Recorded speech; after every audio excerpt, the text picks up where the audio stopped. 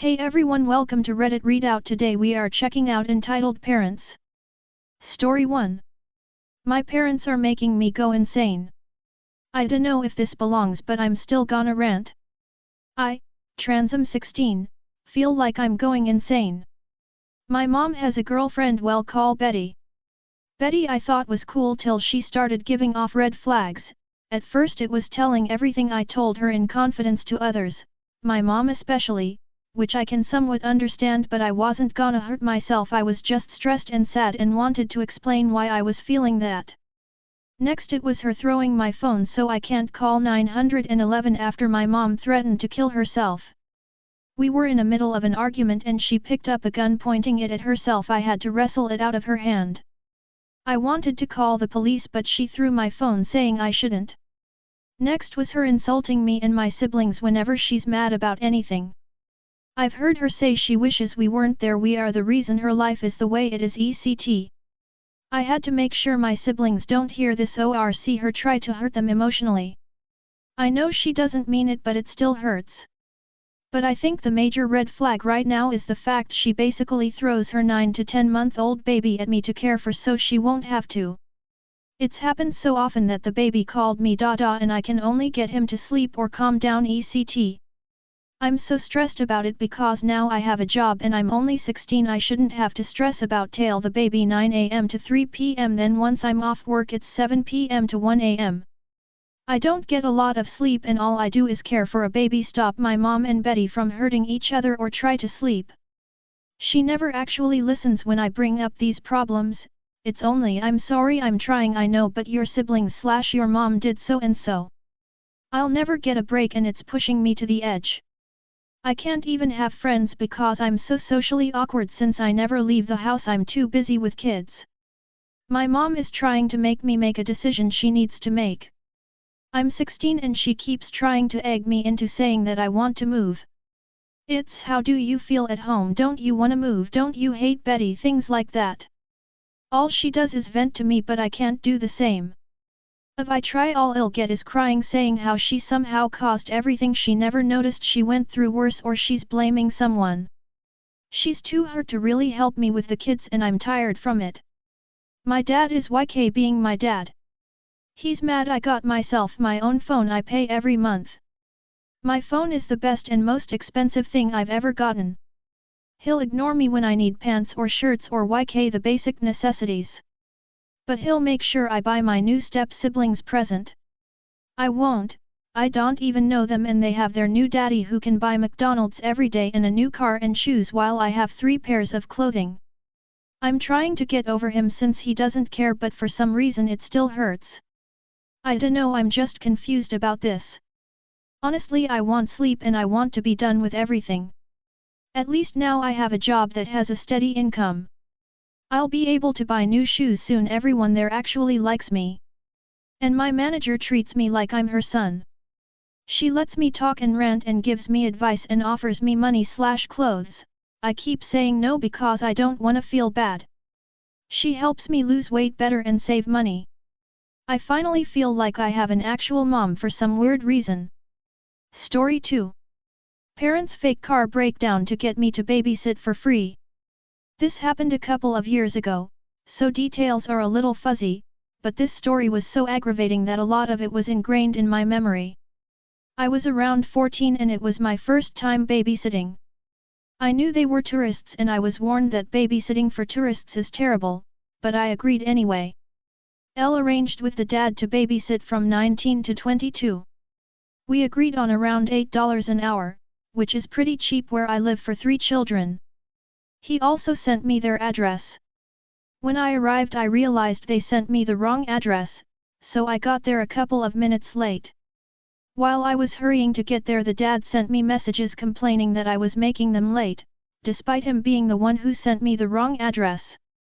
I probably should have taken this as a sign of things to come, but alas, I didn't. When I arrived the older 2 kids were awake, and I was told their bedtimes were 8 and 8:30. The parents left and we spent an hour on their tablet. Then I tried to put the middle child to bed. Immediately she started crying and protesting, saying her parents would never make her go to bed. I tried calling her dad and he answered the second time I called, angrily saying what? They told her she can go into their room and wait there. The older one went to bed, she was really sweet, and I could start my homework. While they were out, the youngest woke up and wanted to talk to his parents.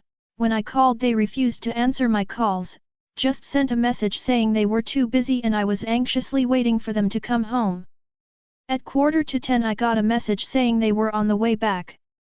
About 5 minutes later they sent a message with a picture of a punctured tire saying the car had broken down on a main road in the country. I noticed that the lines that divide the shoulder from the road was white, which is weird because where I live they're always a bright yellow, but I didn't think too much of it at the time. I felt bad that they were stranded in a foreign country, so I didn't complain. They didn't get back until 2 a.m. His wife put some money in my bag and said that should be all we owe you. I was so tired by that point as I had only expected to be there until 10 and it's 4 hours later. My dad had been wondering where I was and he told me to insist that they drive me home. It's only about a 10-minute drive, because of how late it was.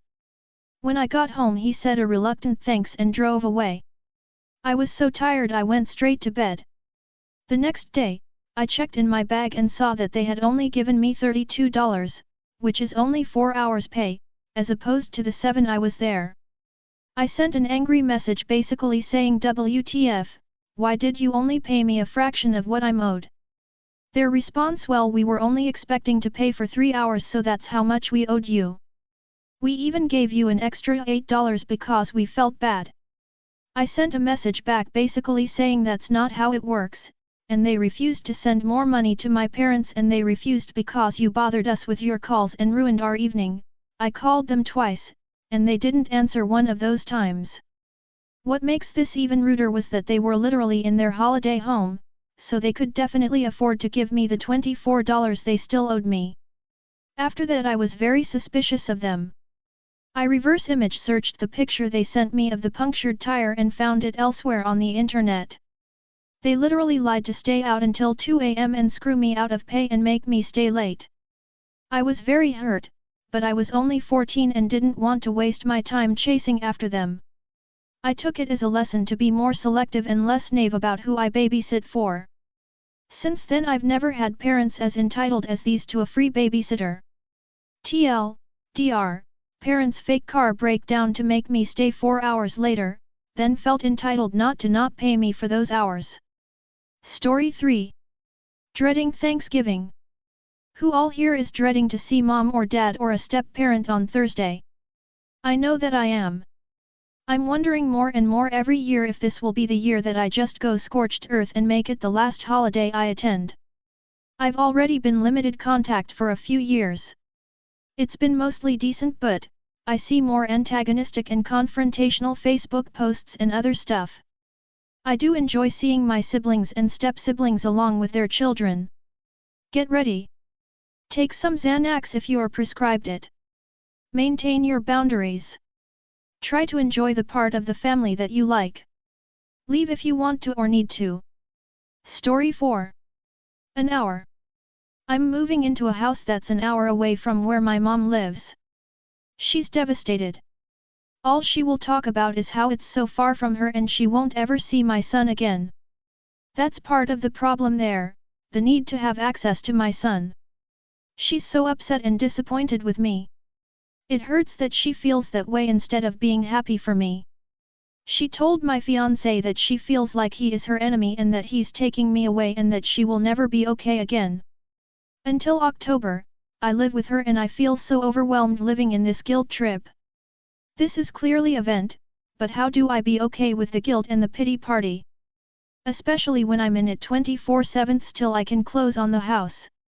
My fiancé wanted to move to West Virginia, and seeing how much of an earth-shattering devastation this was, I sorta wish I wouldn't have insisted on staying nearby. Because an hour is apparently the equivalent of moving to Antarctica. Story 5. Mom ignored me for weeks, got mad when I didn't communicate to her. I'm 25F, the only daughter in my family. I recently started a new relationship with someone who makes me feel safe and appreciated. This means that I am spending more time outside of the house, and occasionally staying over at their place. Growing up, my parents have always been overprotective, helicoptery, and would make me stay home to take care of my toddler brother after school. As a result, I missed out on a lot of high school experiences. I've always felt a little behind socially and in life because of this. I was never allowed to date, even in my early 20s, but I stopped listening to them at this point, and my parents always judged my friends/families for allowing their daughters to have boyfriends, or dress a certain way. I'm a grown adult. I work full-time, go to school part-time, and I'm preparing to continue my education next year, and move far, far away. Neither of my parents really care to be involved in what is going on with my life. There is never a stream of communication via text or call. In the past they would only really text or call me to ask me where I am. This would present itself as them cursing me out or accusing me of drinking/doing drugs. There is not even a stream of consistent communication between the two of them. So I have learned to be private with what is going on with my personal life, just because I don't really want them to be involved or provide their, very judgmental and traditional, opinions on what I do. My mom recently saw my tattoo. A small outline of my childhood dog on my ankle told me I was a bad person and ran away crying. She then didn't talk to me for 2 to 3 weeks. I started this relationship around the same time. My parents now have been demanding to know where I am, who I am with, even though I have asked them for privacy, probably should have known better. They started lecturing me about how if I don't like it here I can move somewhere else. My mother made very personal attacks at me during this lecture. I got upset and emotional and she scoffed at me. My dad told me to not take her opinions personally and that she shows affection in a weird way. They told me that I am responsible for telling them where I am, even though they have not texted me to ask me where I have been. Again, they don't text or call me really ever, so I just assumed that it didn't bother them. Only to find out that I should have been picking up that they care oh so much. But, speaking from past experiences, they only start to care when they start to pick up on me dating someone. They also say things like we trust you, but not the other person, which I take as we don't trust you to pick a good person. They also say things like you always pick friends over family, but when they go out for dinner, take my brothers and don't invite me. I am just incredibly confused if I am in the wrong to assume that they didn't care. Because it definitely feels like I am of the lowest value as the only daughter in a first-gen household. I guess I'm just wondering if this is normal for parents? And how do I navigate/appease them for peace, because I am just so tired. I have so much going on in my own life, and these unnecessary lectures jumble my brain/stress me out even more than I already am. Also, am I being gaslit into believing that they genuinely care? Because I feel cognitive dissonance creeping up on me. Anyway, I am just incredibly tired of not feeling seen as a competent individual in their eyes. That's all for today. Please don't forget to like and subscribe.